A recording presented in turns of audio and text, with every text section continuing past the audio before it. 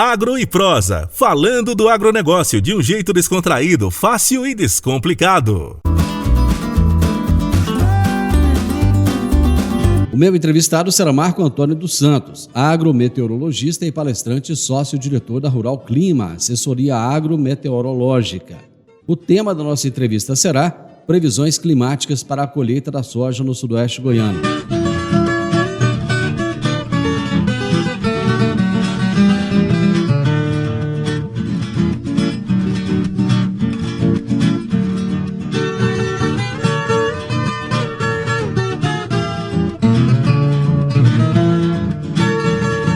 Marco Antônio, muito obrigado por receber você de novo aqui no programa. Grande prazer ter você aqui. Obrigado por aceitar nosso convite.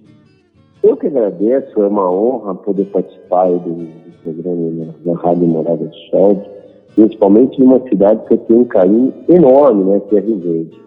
Tenho grandes amigos, grandes clientes aí, né, e é uma cidade que toda vez que eu vou, sou muito bem recebido. Então, é mais do que um prazer estar falando com você aí. Várias pessoas que eu falei de você aqui na outra entrevista te elogiaram muito. As pessoas têm um carinho muito especial por você aqui, viu? Parabéns pelo trabalho que você realiza. É recíproco. É. Não só aí em Rio Verde, mas todo o sudoeste goiano. Eu tenho um carinho enorme. Marco Antônio, eu imagino que o seu trabalho, ele deve ser um trabalho extremamente difícil. Porque você lida com dados, você lida com uma situação que de uma hora para outra pode mudar. Eu lembro que no nosso último bate-papo aqui, você me colocou o seguinte: Divino, por tudo que eu vejo aqui no dia 8, não me lembro mais o mês que era, sei que era ano passado. Dia 8, as chuvas chegam por aí, o pessoal pode se preparar para plantar. E, cara, no meio do caminho as chuvas mudaram de rumo e foram para o litoral. Quer dizer, aquilo acho que não estava no script, né? Então, as variáveis são muitas, né? Exageradamente, né? Eu falo que a gente tenta parametrizar, ou tenta entender o caos, né? Por que o caos? Porque a atmosfera nada mais é do que o caos, né? Ainda mais essa atmosfera que a gente vive, que é a tropical, que é essa região central do Brasil.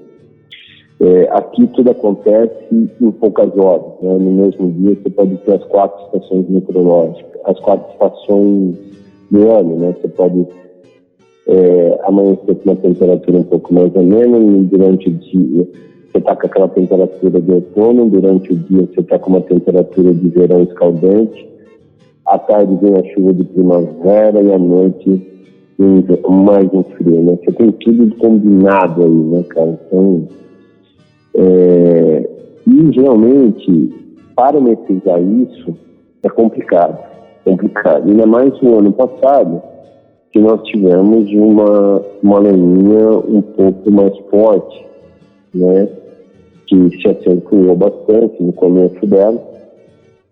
Então isso trouxe esse atraso significativo das chuvas, tanto no mês de outubro quanto no mês de novembro, fazendo com que a chuva só se regularizasse de fato a partir de meados de novembro em diante.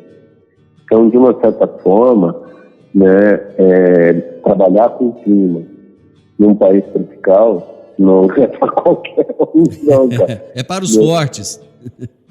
Olha, não sei nem se forte é a palavra. Eu acho que é mais pra louco, tá, cara? Acho que é mais pra louco do que forte, cara. Porque, olha, até agora de manhã, minutos antes que a gente está conversando, eu tive uma reunião aqui com a minha equipe. E, cara, é inacreditável como de um dia para o outro há uma mudança e você tem que pegar essa nuance, né? Você tem que falar, peraí, o modelo mudou, mas as condições não mudaram. Então, dá para a gente acreditar no que estava acontecendo ainda, né? Então, isso, e explicar isso para os nossos clientes, que até muitas vezes você diz coisas que os gráficos dos mapas meteorológicos da Rural Clima não dizem. Então, o produtor fica olhando assim para você e fala, Marcos, você tá falando sério isso que você está falando? Porque pelos mapas aqui, não, falei, calma que vai mudar. E a hora que muda, o pessoal fala, tá vendo? Né? Ele acertou, né? Então, mas a também não investe, né? Se você pensar, você acha que vai para um caminho, o clima muda e você erra. Até ontem, né, na live, né, você falou, o cara perguntou se eu errei, né? Se alguma vez eu errei. Eu falei, nossa, errei diversas e inúmeras vezes e vou errar mais muitas vezes, né? E vou errar, mas espero errar cada vez coisas novas. Né? Então, assim, o clima é desafiador, né? Eu falo que tem duas profissões que são complicadíssimas na cidade, ainda mais nessa época agora. Uma é meteorologista e outra é economista, né? Sim. Porque economista também para saber para quando vai o dólar, né? Numa política, não estou falando, pelo amor de Deus, não estou nenhum viés político aqui, mas a política que a gente vive, não só aqui no Brasil, mas uma política mundial que a gente vive, qualquer tuitada, qualquer coisinha já faz um investidor que estava apostando em um cenário bom já virar e um cenário ruim por conta de uma fala que alguém falou alguma coisa, um presidente, um ministro, um cara falou alguma coisa e que pode surtir grandes efeitos aí na economia, né? A gente vê no meio do dia a economia indo para um lado, no meio do dia ela virar completamente, né? Até ontem, quando te fizeram aquela pergunta, se você errou, eu achei interessante. Eu até deixei uma pergunta lá, eu acho que passou batido. Foi você que fez? Não foi eu não, mas eu fiz uma outra que essa não foi respondida não. Foi o seguinte, porque as pessoas esperam que você acerte o tempo todo. É lógico que você traz dados, né? São dados matemáticos, dados estatísticos, e nem sempre isso vai bater. A pergunta que eu tinha deixado era o seguinte: quando você prevê alguma coisa e não acontece, como é que os seus clientes reagem?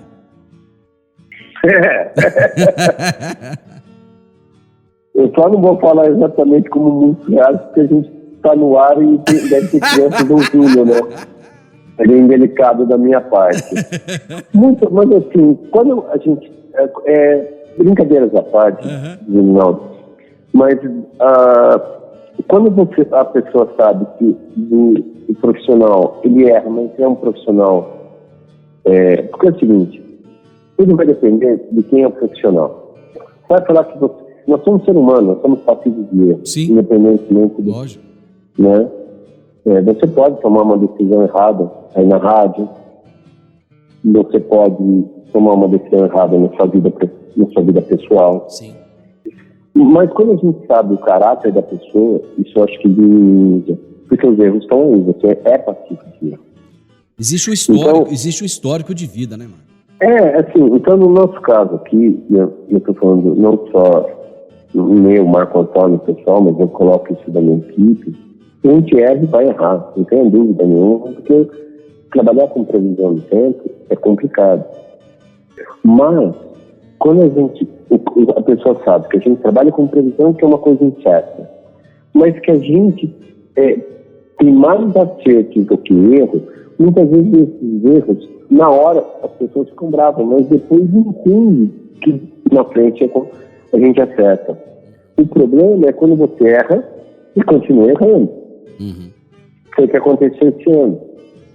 Eu subestimei, nós aqui internamente, nós subestimamos o Laninha no começo. Subestimamos. Eu sou franco em falar. Eu errei por ter subestimado ele. Nós não achávamos que ia ser tão forte quanto foi no começo. Mas o que te levou a subestimar essas condições do Laninha? Como que é? Desculpa. O que te levou a subestimar essas condições? É o seguinte, para falar a verdade, na época a gente subestimou ele por parâmetros que vieram acontecer mais tarde, que vieram acontecer em dezembro. Nós achávamos que os parâmetros como um rápido aquecimento do Oceano Pacífico, um rápido aquecimento do Atlântico, sim, deve acontecer em já em meados de novembro, começo de novembro. E aí ele só veio acontecer um mês depois, que foi no começo de dezembro. Então, esse foi o nosso erro. Que a laninha, muita gente fala, você falou que não ia ter laninha. Mentira, nós sempre achávamos que ia ter laninha. Porém, que essa laninha fosse de fraca intensidade. E ela só virou fraca intensidade a partir do mês de dezembro. A gente achava que já seria fraca em novembro. Por vários parâmetros, outros parâmetros meteorológicos e climáticos, como um aquecimento da região costeira da América do Sul, né, do Pacífico, na região mais leste, um aquecimento mais acentuado do Atlântico Sul, que, como eu disse, que só veio acontecer isso em dezembro, não em novembro, como nós achávamos que isso ia acontecer. Né? Mas erros acontecem. O bom, e eu vou falar isso mesmo, que eu cobro muito da minha equipe, errar, nós vamos errar. O que nós temos que fazer é aprender com nossos erros. Erramos no começo, mas eu falei que nunca mais ia passar para errar. E é o que está acontecendo. Tá certo. Assim, porque a gente pode errar, pode tomar uma decisão errada, pode ver uma coisa diferente, né? Mas a ideia é não mais errar. E é o que está acontecendo.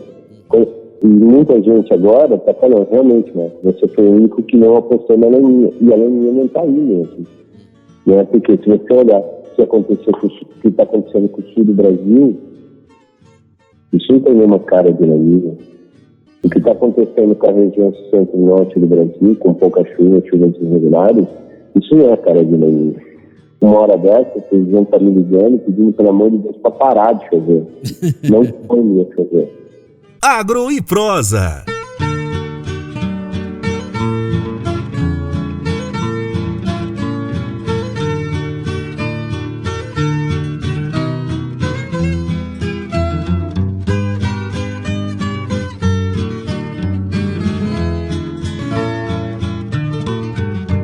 Marco, o pessoal já começou a colher.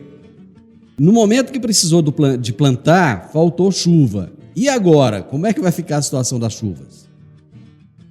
Olha, desde o final de semana já está chovendo aí na região, né?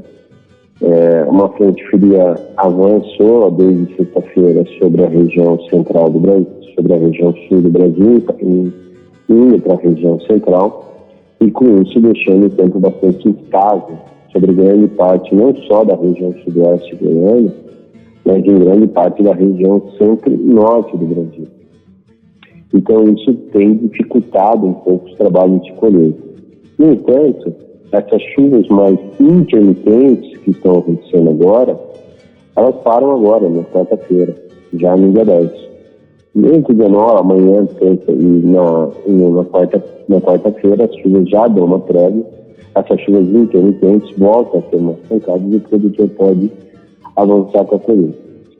No entanto, essas próximas 3 semanas agora, né, incluindo essa daqui, essa segunda semana de fevereiro, a terceira e a quarta semana, serão marcadas por chuvas mais recorrentes sobre grande parte da região sudoeste goiana, não só o sudoeste, mas sudoeste, sul, ou toda a metade sul de Goiás, né, toda essa região do Cerrado.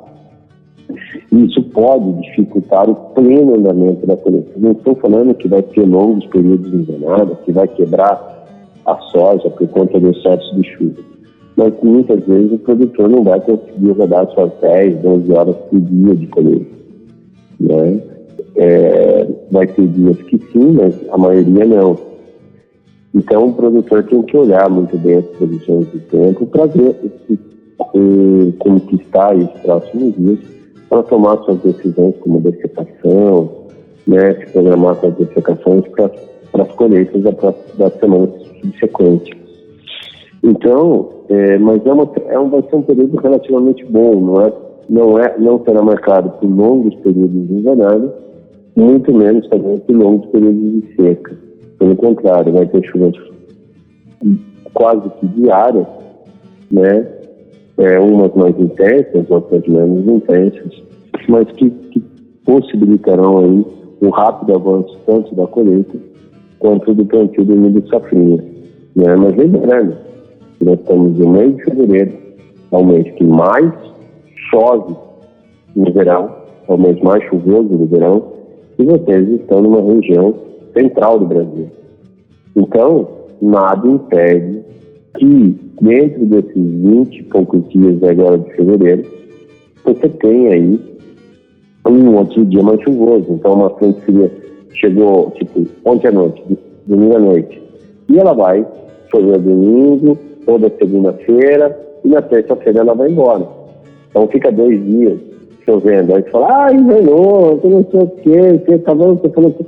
Não, tem que lembrar que nós estamos no mês mais chuvoso do verão, que é o mês de fevereiro, na região central, e que algumas frentes frias podem passar mais lentamente sobre a região, e deixando os corredores de umidade aí por, no máximo 48 horas, né?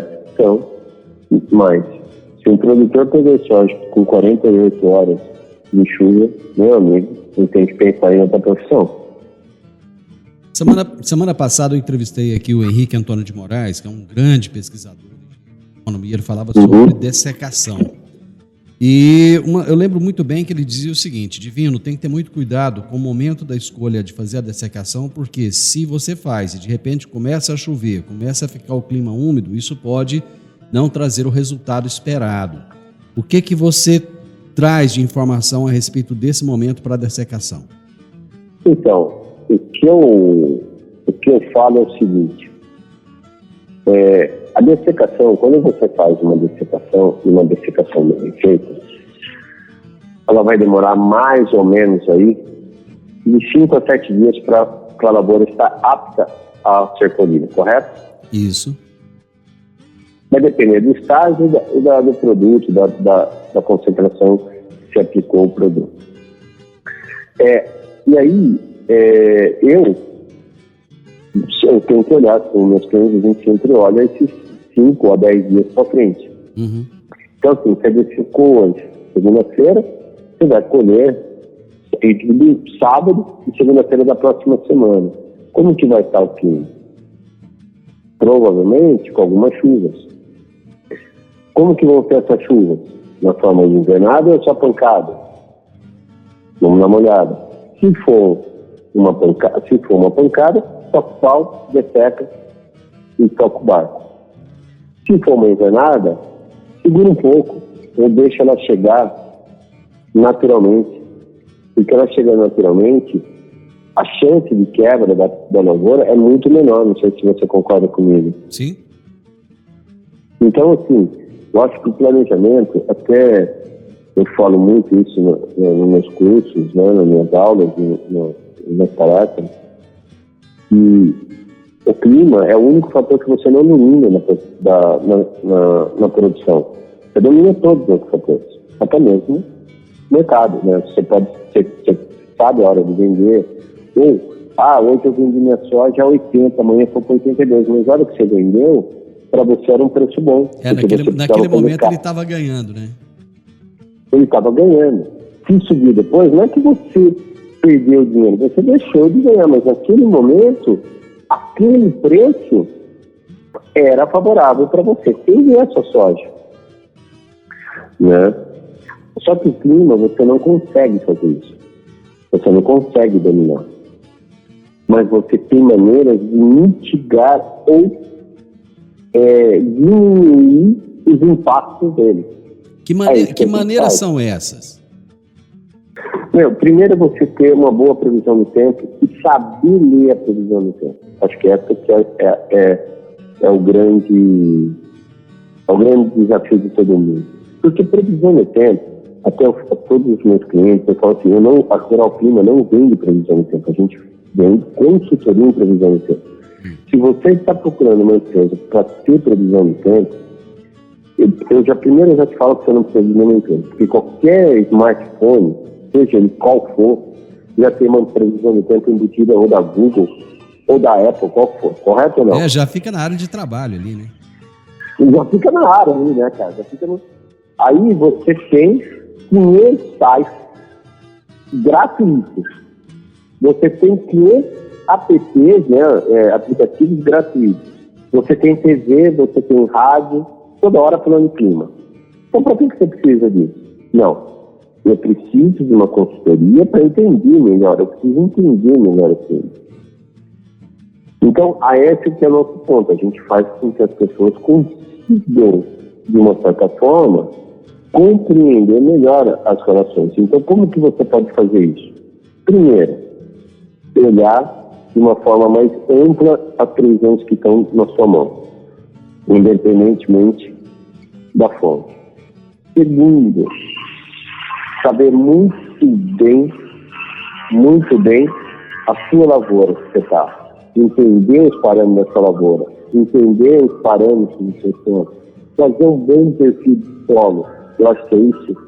E hoje, esse ganho de produtividade está muito mais relacionado também à maneira que o produtor está lidando com o solo, com a base dele. Porque não adianta eu construir um prédio de 50 andares, né, com cada andar ter 6 prédios, 6 apartamentos, vou vender todos a um preço de, vou ganhar muito, mas se eu não fizer um alicerce muito bem feito, que é meu solo, a hora que todo mundo entrar nele vai despencar.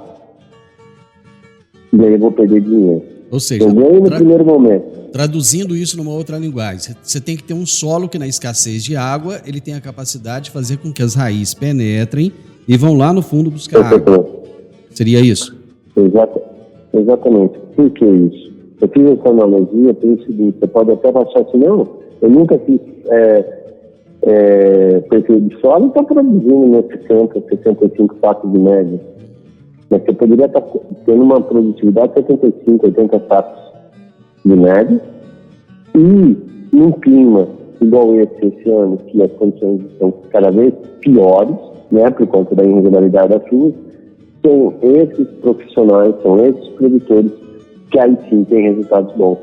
Quando você tem um bom perfil de solo, raízes buscando sua água lá embaixo, né, não é 10 dias, 5 dias de sol que vai realmente trazer problemas para a sua lavoura, tá? Né? Então, e são bandeiras de mitigar. Você usar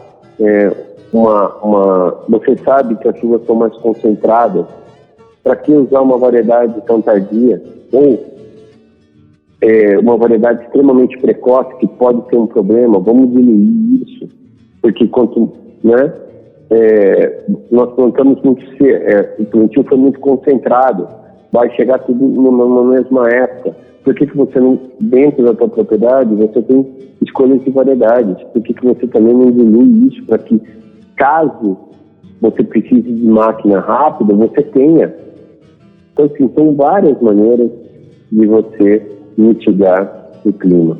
Agro e Prosa, falando do agronegócio de um jeito descontraído, fácil e descomplicado.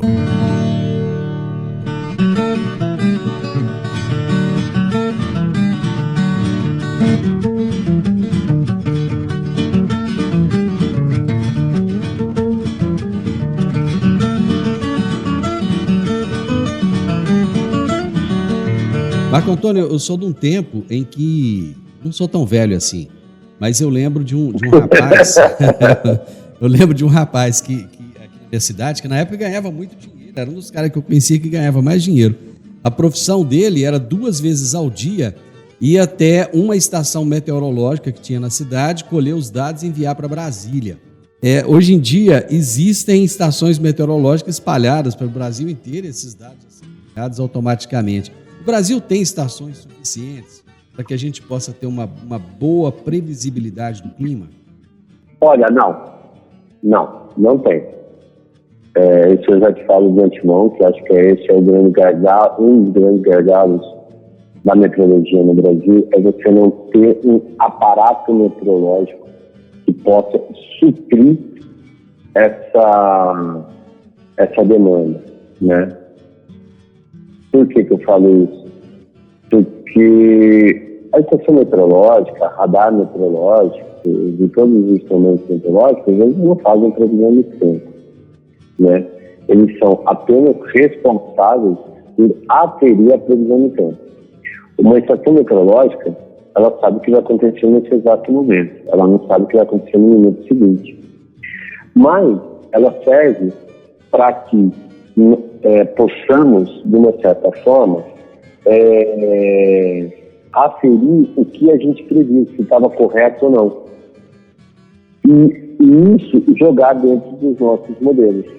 Então, de uma certa forma, eu vejo muita empresa falando, não, instala uma previsão, uma estação meteorológica aqui, que a previsão vai ser, com a estação meteorológica você vai ter uma previsão altíssima, né, uma curiosidade altíssima. Mentira, isso porque os grandes modelos, seja o americano, seja o europeu, seja o Mercury, seja qual for, essas estações que ele fez ali na fazenda não estão linkadas, não estão conectadas a esses modelos, né? Então, hoje só o INET tem esse aparato de estações meteorológicas. Mas, de uma certa forma, se tivéssemos oficialmente mais estações meteorológicas oficiais, eu acho que é isso que nós produtores, temos que pedir, reivindicar isso ao Ministério, né, porque eles têm esse poder, se a gente pudesse pegar todas essas empresas, o que a gente tem de estação meteorológica no Brasil particular é exorbitante. Se elas estivessem todas homologadas nos grandes centros, a gente teria com certeza uma previsibilidade muito maior, uma curiosidade dos modelos maiores, porque eles estariam aferindo melhor os modelos. Então, assim, com radares, a gente tem poucos radares meteorológicos, somos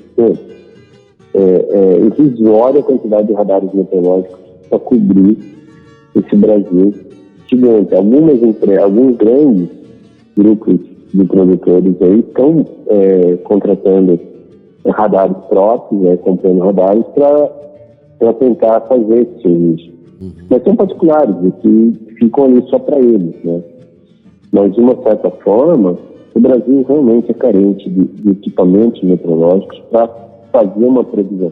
Computadores e pessoas, nós temos as melhores, né? Mas falta realmente um pouco mais de incentivo. Acho que aí é por parte mais governamental. Não estou, pelo amor de Deus, não estou, né? Só que assim, se o INET tivesse mais capacidade de colocar mais estações, pelo menos em cada cidade, não só pelo campo, se cada cidade tivesse uma estação meteorológica, na prefeitura tivesse uma estação meteorológica ali, já teria um ganho exorbitante, já, porque teríamos no mínimo 6, 7 mil estações, nós temos só 1.000 estações. E tem buracos gigantescos ainda. Tá todo mundo bradando aí aos quatro ventos que nós teremos uma colheita recorde, que o Brasil vai ter uma produção de soja acima dos 130 milhões. Dentro do seu ponto de vista, como é que você vê essa questão? Você acha que realmente a gente vai ter uma colheita recorde? Sim, sem dúvida nenhuma. Porque assim, vamos deixar bem claro o que é safra recorde. Safra recorde, muitas pessoas falam, Marcos, você ficou falando de safra recorde e aí o preço cai, tudo aquelas coisas. Safra recorde nada mais é do que uma safra maior do que foi do ano passado, porque a do ano passado foi 124 milhões. Isso. Então qualquer número acima de 124 já é recorde, correto ou não? Correto. Lembrando que ano passado o Rio Grande do Sul não contribuiu, né? Teve uma quebra. Então se você colher 125 milhões, é uma safra recorde. Ponto. Temos que deixar essa palavra recorde bem claro na cabeça dos nossos amigos produtores que estão nos ouvindo agora. Tá? Agora, o que está sendo estimado é uma safra acima de 130 milhões. Isso. Uma safra acima de 30 milhões, eu sempre, desde o começo da safra, se você pega, eu sei que você me acompanha nas redes sociais, se você pega, eu sempre falei esse número. A safra brasileira é superior a... mas aquela linha vai quebrar. Não vai quebrar, e a safra tem tudo para ser uma safra acima de 130. Quanto acima de 130? Ainda não sei. Mas hoje eu já falo que é 131 a 132 milhões. Por quê? O sul está muito bem, algumas nuances, né? Toda a região tem ali uma que passou uma seca no começo, está tendo alguma irregularidade agora, mas quando você olha, de fato, as lavouras estão vindo muito boas. O ano passado, apesar da gente ter colhido uma safra de 124, o Rio Grande do Sul quebrou 8 milhões, 9 milhões. Então você imagina se o ano passado tivéssemos, vamos falar metade da safra, se tivesse quebrado só metade da safra do Rio Grande. Então 8 seria 4, mas tínhamos colhido 128 milhões.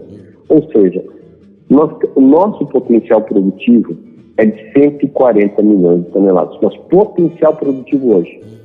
O que é isso? Se todos os produtores, 100% dos produtores plantarem na hora certa, no momento certo, as chuvas vierem na hora certa, no momento certo, para cada lavoura, e não tiver praga, não tiver doença, não tiver zero de quebra. Se a gente tiver zero de quebra no Brasil, a nossa safra é de 140 milhões. Então, se a gente vai colher uma safra de 131, 132, que seja 130, nós estamos falando de uma quebra de 10 milhões de toneladas. Concorda ou não? Sim. Não, é muita coisa. Nós estamos deixando para trás 10 milhões. O pessoal fica olhando agora, mas aqui na região não está colhendo. Mas pense que a safra brasileira tem um potencial de 140 milhões. De 138 a 140 milhões de toneladas. Então, se nós vamos colher uma safra de 130, ainda assim tivemos uma quebra de 8 a 10 milhões.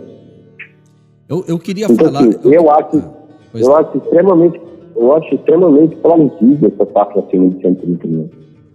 Eu queria falar de milho também, mas o nosso tempo já foi e eu ainda quero falar rapidamente aqui do workshop que você vai fazer agora, que é o Desvendando o Clima Projeto Colheita. Explica pra gente o que é esse workshop.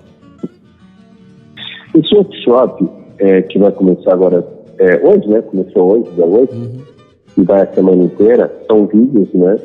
Que a gente, que o produtor, quem quiser, se inscreve lá nas minhas redes sociais, a inscrição está lá no Face. É gratuito ou é pago? Tanto 100% gratuito.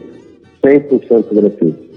Lá eu vou explicar realmente o que vai, chama Desvendando o Clima, Operação Colheita, né? Porque nós estamos na colheita agora. Então, desvendando. Tem um workshop que chama Desvendando o Clima, Operação Colheita. E lá nós vamos explicar como interpretar as condições climáticas. Além de falar um pouco das previsões, nós vamos falar também de como que o usuário, vou chamar assim, porque pode ser qualquer um, não precisa ser produtor, você pode, né, ir lá fazer o curso e você vai ter um entendimento melhor, uma leitura, saber ler as previsões meteorológicas, saber ler, interpretar e principalmente colocar essa interpretação no seu dia a dia. Bacana. Só fala aí suas redes sociais para o pessoal já saber onde buscar. Não, as redes sociais é só procurar Rural Clima, né? No Instagram, acho que é @Rural Clima. É só digita lá no Facebook, no Instagram, no YouTube. Marco Antônio, no YouTube está Marco Antônio, Rural Clima, e todas as outras redes, tudo Rural Clima. Né? Então, digita lá que você vai encontrar rapidinho. Se inscreva, que está muito, muito, muito bacana esse workshop. A gente preparou um workshop, olha, de tirar o chapéu, cara. Até eu tô querendo me inscrever no curso. Cara, pode ter certeza que eu vou estar lá. Foi um prazer, mas um prazerzaço mesmo, bater esse papo com você. Muito obrigado. Você é uma pessoa simpaticíssima, acessível. E eu espero que logo, logo a gente possa bater outro papo aqui, trazendo com certeza boas notícias para os produtores. Marco Antônio, abraço, cara. Obrigado. Eu que agradeço. Eu gostaria muito de voltar com você muito breve, para a gente falar do milho safrinha, porque eu acho que o produtor nessa hora, principalmente agora em fevereiro, a gente precisava voltar a conversar, porque eu preciso passar o recado de como vai ser a safra, o clima, pelo safrinha. Eu acho que o produtor tem que ficar ciente. Pronto, então já vamos deixar aqui, já vamos deixar agendado, eu já vou acertar contigo, tá bom? Um grande abraço. Outro para você, meu amigo, um abraço e um prazerzaço falar com vocês. E também um abraço todo especial, bem carinhoso para todos os ouvintes aí da Rádio Morada do Sol. Você ouviu o podcast Agro e Prosa. Se gostou, compartilhe, recomende e nos siga nas diferentes plataformas de podcast.